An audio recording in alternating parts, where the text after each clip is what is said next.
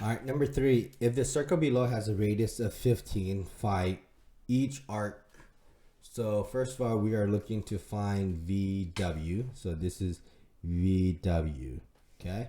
Is there anything that we can do to find it? Well, take a look. Notice that this central angle, which is 26, and this is its vertical angle. So these two angles have to be the same. So this arc has to be the same. That has to be 26, right? This whole piece here is 90 because it's a right angle.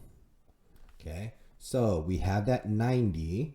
If we minus that 26 part, what we are left over is that arc of VW.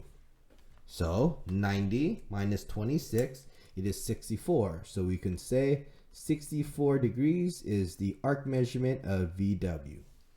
Now let's take a look at UXV. U is right here. Here is X and here is V. It is this entire thing here. Okay. Notice that my entire circle is 360. And if I subtract, if I remove the 26 angle arc, I am left over with that blue part, that purple part that I was looking for of UXV. So 360 minus 26 gets me 333. So 333, which is my arc measurement of UXV.